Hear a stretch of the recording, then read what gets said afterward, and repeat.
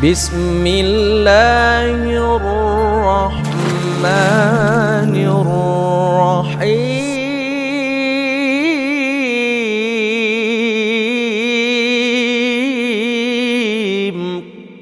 Bismillahirrahmanirrahim. Assalamualaikum warahmatullahi wabarakatuh. Alhamdulillah wassalatu wassalamu ala Rasulillah wa ala alihi wa sahbihi wa mawalah wa la hawla wa la quwwata illa billahi wa ba'd. Alhamdulillah, segala puja dan puji hanya milik Allah Subhanahu wa taala. Salawat dan juga salam kita hadiahkan kepada Rasul kita Nabi besar Muhammad sallallahu alaihi wa ala alihi wasallam. Sebagai faedah pagi, kita akan membahas tentang rahasia di balik iftar. Ma'asyiral muslimin yang dimuliakan Allah Subhanahu wa taala. Kita tahu bahwa Nabi sallallahu alaihi wasallam pernah mengatakan, "Lis-shaimi farhatan." Bagi orang yang berpuasa itu ada dua kebahagiaan. Salah satunya kata Nabi sallallahu alaihi wasallam adalah farhatun inda fitrihi, dan yang kedua wa farhatun inda liqa'i rabbih. Kebahagiaan saat dia hendak berbuka, dan yang kedua kebahagiaan kelak jika dia berjumpa dengan Rabbnya. Artinya satu hadis ini saja sebenarnya sudah cukup.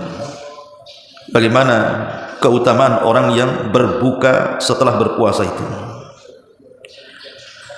Ma'asyiral muslimin yang dimuliakan Allah Subhanahu wa taala, segala sesuatu itu perlu penjagaan. Anda punya mobil, tentu harus dirawat, dibawa ke bengkel dan begitu seterusnya. Bahkan HP di tangan kita saja perlu perawatan, rumah dan begitu seterusnya.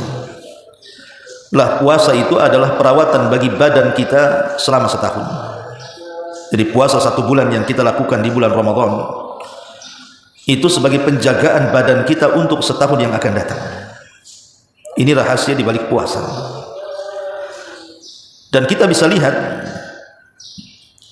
bagaimana para ulama tibbiyah, maksudnya para ulama yang berkecimpung dengan kesehatan, para dokter dan yang semacamnya, sudah meneliti manfaat puasa yang luar biasa. Lah salah satunya Nabi sallallahu alaihi wasallam juga mengajarkan bagaimana saat kita ini iftar, di mana banyak rahasia yang luar biasa yang dicontohkan Nabi sallallahu alaihi wasallam kepada kita. Saya akan sebutkan 2 riwayat. Pertama, riwayat yang dikeluarkan Imam Abi Dawud dari Thabit Al-Bunani radhiyallahu anhu. Dia mendengar Anas ibn Malik radhiyallahu anhu berkata, "Kana Rasulullah sallallahu alaihi wasallam yuftiru ala rutabatin qabla an yusalliha. Fa in lam takun rutabat fa ala tamarat. Fa in lam takun hasawat min ma'in." Kata Anas bin Malik radhiyallahu anhu, Nabi sallallahu alaihi wasallam apabila telah sampai waktu iftar, saat berbuka puasa, maka Nabi sallallahu alaihi wasallam akan berbuka dengan rutab. Rutab itu kurma basah. Tapi kalau tidak mendapatkan kurma itu, maka Nabi sallallahu alaihi wasallam akan menggunakan kurma kering, tamar. Tapi kalau tidak mendapatkan kurma kering, maka Nabi sallallahu alaihi wasallam akan meminum air mineral, air putih. Ini satu riwayat. Kemudian riwayat yang kedua, Nabi sallallahu alaihi wasallam bersabda dalam sebuah hadis yang disepakati Bukhari dan Muslim, "La yazalun nas bi khairin ma'ajjalul fitrah." Manusia akan senantiasa di atas kejayaan selama mereka menyegerakan berbuka. Lihat bagaimana faedah 2 hadis ini.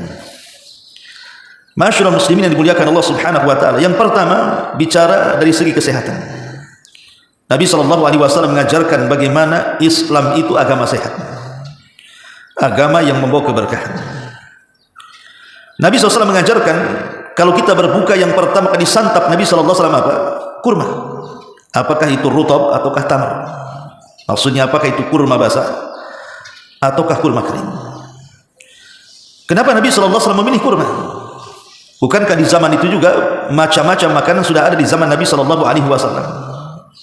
Tapi kenapa Nabi sallallahu alaihi wasallam memilih memakan kurma bukan hanya saat berbuka, tapi saat sahur? Rasul sampai mengatakan ni'mas sahurul mu'min at-tamr. Sebaik-baik sahur bagi seorang mukmin itu adalah makan kurma.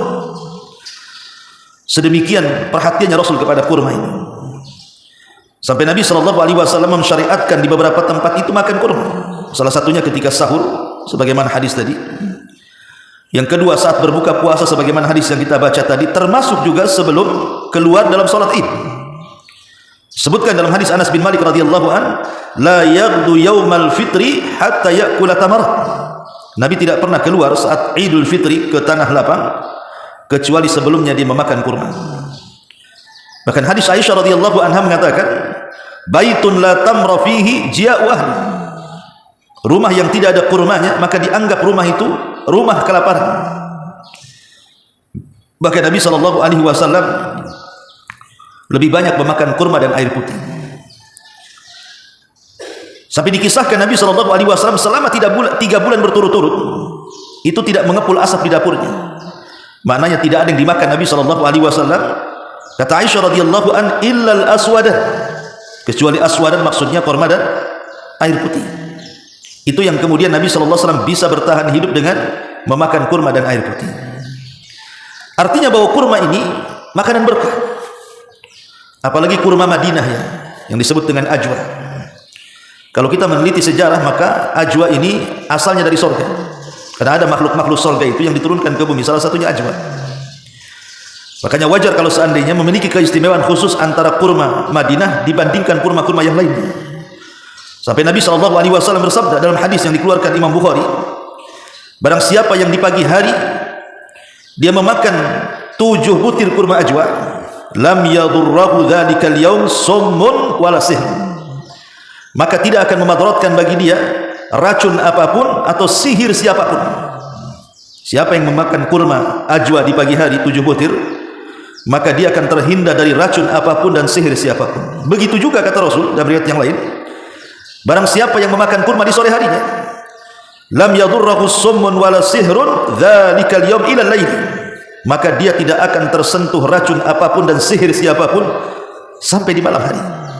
Hadis ini dikeluarkan Imam Bukhari. Walaupun sebagian para ulama menjadi polemik, apakah mesti harus kurma ajwa? Sekarang kalau tidak ada kurma ajwa, mungkin kurma-kurma biasa, apakah fungsinya juga sama dengan kurma ajwa? Bisa menangkal sihir ataupun menangkal semua racun? Pendapat mayoritas para ulama atau jumhur ulama mengatakan sama.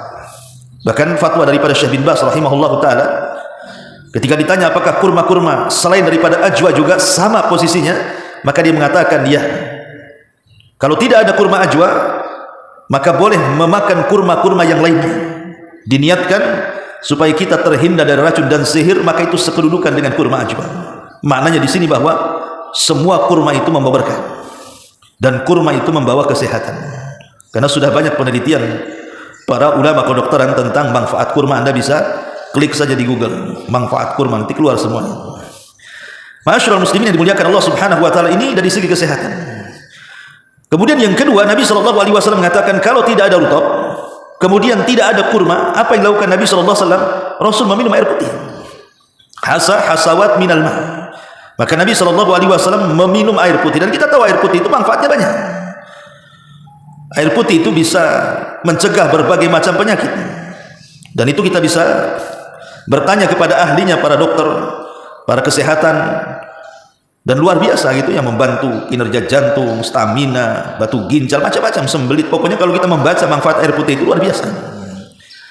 Artinya Nabi SAW memilih berbuka itu bukan sembarang berbuka kan begitu, tetapi memuqaddimahi bukanya itu dengan perkara-perkara yang membawa kesehatan bagi badan kita, dan ini mujizat. Makanya Nabi SAW itu seumur hidupnya tidak pernah sakit ya. Bayangkan Nabi SAW itu berpoligami itu kan di atas usia 50 tahun, baru dia banyak menikah. Belum lagi dia memimpin negara, belum lagi dia memimpin pasukan perang, belum lagi dia mencari maisha untuk keluarganya, belum dia mengatur qadha lagi. Siapapun yang bermasalah, Nabi SAW berusaha untuk mendamaikannya. Artinya Nabi SAW penuh dengan kesibukan. Makanya Nabi SAW berusaha mengatur makanan, mengatur tidur, mengatur istirahat, dan subhanallah banyak para ulama yang kemudian mengarang satu buku yang disebut dengan Tibun Nabawi, kesehatan ala Nabi. Karena bukan hanya sekedar makan, tidurnya Nabi saja membawa kesehatan kan itu tidurnya Nabi itu. Sampai ada ulama yang mengarang tentang tidurnya Nabi. Kalau tidurnya Nabi saja membawa kesehatan dan itu bagian daripada mukjizat, macam mana pula makanan dikonsumsi Nabi SAW? Tentu juga di balik itu ada kesehatan lah. Salah satunya adalah saat iftar. Maka Nabi SAW pertama menganjurkan kita memakan rutab. Kalau tidak ada rutab maka tamar. Kalau tidak ada tamar, air putih. Dan Nabi SAW mengingatkan satu perkara. Apa kata Nabi SAW? Ma mala'a banu Adam wi'a'a syarran min batnihi. Kata Nabi SAW, tidak ada hal yang bisa memenuhi bagi anak Adam yang paling buruk dibandingkan seseorang memenuhi perutnya. Bihasbi ibni Adam akalat yakumna sulbahu fa in kana la mahala fa thuluthun li ta'amihi wa thuluthun li syarabihi wa thuluthun li nafsihi. Kata Nabi SAW, cukuplah anak Adam itu ketika memasukkan sesuatu ke dalam perutnya, maksudnya makanan yang ia makan. Kalaupun harus makan banyak, kata Rasulullah, maka bagilah 3 bagian perutnya. Sepertiga untuk makan, sepertiga untuk minum, dan sepertiga untuk bernafas. Lihat, sampai Nabi SAW mengatur, kalaupun harus makan banyak, atur perut itu. Jadi dalam perut itu aturlah sepertiga. Oh, ini tempat makanan yang dimasukkan, ini tempat minuman yang diminumkan, kemudian ini tempat yang bernafas. Tapi kenyataannya kan tidak. Sepertiga untuk makan semua, kemudian sepertiga makan lagi, sepertiga makan lagi, jadi 100% makan lagi sini. Sampai sepertiga untuk bernafas tidak ada lagi kan. Lah kalau berbuka caranya seperti ini, bukan hanya sekedar taraweh, itu maghrib minggat juga tuh. Mana orang udah lemes kan begitu. Nah, Nabi SAW seperti itu. Sampai ada seorang dokter itu atau seorang sinse membuat teori kalau sahur itu jangan banyak-banyak makan, sedikit aja makan, karena itu akan meringankan badan. Tapi kalau sahur udah banyak makannya, itu akan memberatkan badan, akan malas puasanya. Lah begitu juga berbuka, sama juga. Kalau berbuka itu kemudian ala dendam karena mungkin kelaparan, akhirnya semua yang di hadapannya dimakan. Saya yakin bukan hanya sekedar sholat sunnah tarawih saja, maghrib pun malas dia. Dan dari segi kesehatan pun kan tidak bagus juga gitu. Kalau semua dimakan sampai tidak ada yang bernafas kan, dari segi kesehatan saja sudah salah begitu. Artinya Nabi SAW itu sampai mengajarkan sampai ke masalah makan itu diatur juga, karena ada kesehatan di situ. Ma'asyiral muslimin yang dimuliakan Allah Subhanahu wa taala, ini dari segi kesehatan. Dari sini kita tahu bahwa puasa itu menjaga badan kita untuk setahun yang akan datang. Karena mungkin bahasa alat-alat elektronik dalam badan kita itu kan ada spare part-nya, ada onderdil yang perlu diperbaharui, diperbaiki setiap tahunnya, dan itu dengan cara berpuasa. Ini keajaiban juga kalau kita mau meneliti soal iftar Nabi SAW. Lebih daripada itu, Nabi SAW tadi mengatakan dalam berbuka itu ada 2 kebahagiaan. Bahagia saat iftar karena memang dia sudah lapar, sudah dahaga, sudah menang syahwatnya ketika waktu maghrib, semua dihalalkan. Semua dihalalkannya. Dan ini tentu melatih. Kalau yang halal saja seperti makan, minum, dan syahwat kepada tempatnya diharamkan di bulan Ramadan, maksudnya di siang hari, macam mana perkara yang diharamkan? Macam mana mencuri, macam mana berzina, dan begitu seterusnya, makin diharamkan lagi kan. Lah saat berbuka tentu kita kebahagia gitu ya. Yang tadinya lapar jadi kenyang, yang tadinya haus jadi hilang dahaganya, yang tadinya diharamkan berhubungan suami istri akhirnya dihalalkannya. Wa hillat lakum lailata siyam arrafathu ila nisaikum. Ini kebahagiaan yang pertama. Dan kebahagiaan yang kedua, wa farhatun inda liqa'i rabbi, dan kebahagiaan saat berjumpa dengan Allah. Kenapa dia bahagia? Karena Nabi SAW mengatakan as-sawmu li wa ana ajzi bihi. Puasa itu untukku yang aku akan membalasnya. Karena dia punya pahala yang tidak ada tahu besarannya kecuali Allah. Dia akan berjumpa dengan Allah dan akan mengambil pahalanya. Bahkan lebih daripada itu, puasa sendiri, kalau kita berpuasa mulai terbit fajar sampai terbenam matahari, maka puasa akan datang kepada Allah dan mengatakan bahwa dia meninggalkan makan, minum, dan syahwat min ajri, karena kata puasa. Artinya puasa datang menghadap Allah dan akan memberikan syafaat kepada para pelakunya. Dari sini Rasul mengatakan Al-Quran wassiyam yashfa'ani li sahibihima, bahwa bacaan Al-Quran yang kita baca di bulan Ramadan dan juga puasa yang kita lakukan di bulan Ramadan akan datang kepada Allah membawa syafaat di hadapan Allah Subhanahu wa taala. Itu kalau kita mau kemudian lebih lanjut lagi berbicara soal manfaat iftar itu. Bahkan Nabi SAW menjanjikan satu janji. Ketika kita menyegerakan iftar, maka Allah akan berikan kejayaan kepada kaum muslimin. Kalau kita menyegerakan iftar, maka Rasul menjanjikan bahwa kaum muslimin akan di atas kejayaan, di atas musuh-musuhnya. Karena ada orang-orang itu yang salah gitu ya, baik ketika sahur malah dilambat-lambatkan, ketika iftar juga sama, dilambat-lambatkan. Ada orang sahur jam 1, ikhwan. Apa kata saya Soleh Fauzan? Kalau antum sahur jam 1, jam 2 sudah puasa. Harusnya puasa itu teng subuh, antum nambah jam puasanya. Itu sudah nambah jam, salah ketika berpuasa. Puasa itu mulai dari terbit fajar, subuh mulainya. Ini jam 2 sudah nahan lapar dia. Enggak nambah jam. Madaratnya apa? Ketika nambah jam, cepat laparlah dia. Kalau jam 2 sudah menahan lapar, jam 2 siang itu perut sudah kayak cacingan tuh. Sudah dipastikan dia kelaparan kan, kehausan. Makanya Nabi SAW mengakhirkan sahur. Salah satu faedahnya mengakhirkan sahur supaya tepat jadwal puasanya.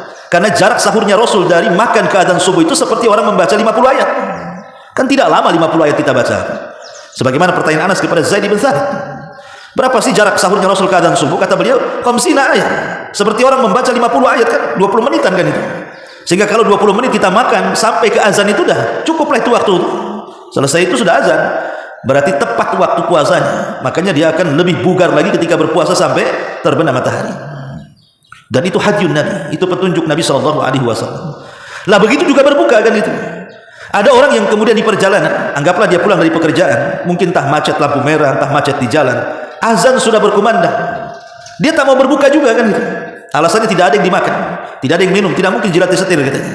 Apalagi jilati tangan dia kan tidak mungkin. Dia tidak paham bahwa membatalkan puasa tidak mesti harus makan minum, cukup dengan niat saja itu bisa batal puasanya. Innamal a'malu biniat, langsung diniatkan. Sudah teng maghrib, niat bahwa saya membatalkan puasa. Supaya masuk pada hadis Nabi SAW di sini, la tazalun nas bi khairin ma'ajalul fitra wa yu'akhiru sahur. Manusia itu akan senantiasa di atas kejayaan selama mereka menyegerakan berbuka dan juga mengakhirkan sahur. Karena di balik menyegerakan berbuka dan mengakhirkan sahur itu ada kejayaan Islam. Apa kejayaannya? Menyelisihi puasanya ahli kitab.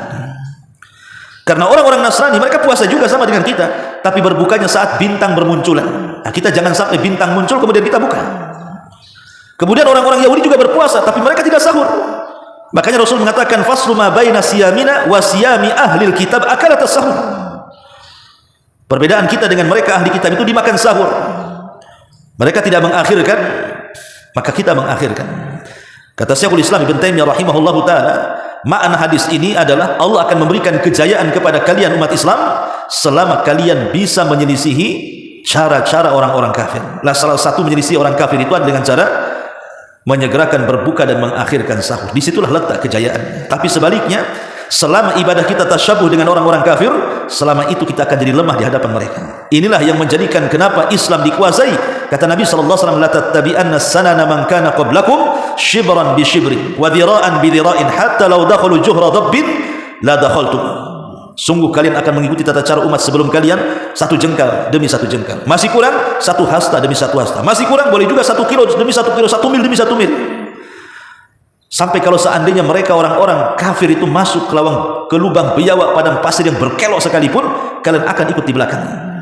Artinya walaupun cara-cara mereka itu sebenarnya susah ditiru, menyakitkan, tetap kita akan ikut. Contoh mamanya kita lihat, ada orang yang ditato. Ditato itu kan sakit, ikhwan. Kadang harus digores-gores, harus dilaser gitu ya, sampai keluar darah banyak, sakit dia. Kadang harus dibius dulu. Itu kan menyakitkan kan itu ya. Tapi ada saja orang Islam yang ikut-ikut bertato coba. Akhirnya orang-orang barat sudah bertato, kita pula terus bertato. Mereka sudah berhenti tuh nggak bertato lagi, kita bertato, makin banyak lagi tatonya kita. Kan itu. Bahkan lebih daripada itu, saya pernah melihat anak-anak pang itu di lampu merah. Saya pikir apa gantungan di telinga? Rupanya botol aqua. Telinganya lubang. Botol aqua dimasukkan. Mungkin aqua yang masuk. Delever itu bahasanya ya. Coba bayangkan itu tradisi siapa coba? Allah sudah menciptakan seindah-indah telinga coba. Sampai dikasih berat-berat di sini, sampai lubang, sampai dikasih botol aqua gitu kan. Auzubillah kan itu. Itu kan menyakitkan nih kawan kan? Itulah yang disebut. Walaupun mereka orang kafir itu masuk ke lubang biawak yang berkelo sekalipun yang susah ditiru, ada orang yang niru. Nah, kalau sudah seperti itu, inilah lemahnya kaum muslimin. Sahabat bertanya, siapa yang Anda masukkan? Apakah mereka Yahudi Nasrani? Maka Rasul mengatakan, kalau bukan mereka siapa lagi? Ya kita mengikuti tata mereka, orang-orang barat dari kalangan Yahudi dan Nasrani dan orang-orang kafir. Dan itu kalau sudah terjadi, disitulah lemahnya kaum muslimin. Bagaimana akan mendapatkan kekuatan melawan musuh-musuhnya kalau kita sendiri tidak ada wala wal bara dengan mereka. Tidak ada al-wala, meletakkan loyalitas kepada Allah, kepada Rasul dan orang-orang yang beriman, dan bara, berlepas diri dari musuh Allah, musuh Rasul dan musuh orang-orang yang beriman. Inilah dibalik rahasia iftarnya Nabi SAW yang banyak keajaiban dari sisi kesehatan. Subhanallah bihamdika, asyhadu an la ilaha illa anta, astaghfiruka wa atubu ilaik. Allahu ta'ala. Assalamualaikum warahmatullahi wabarakatuh.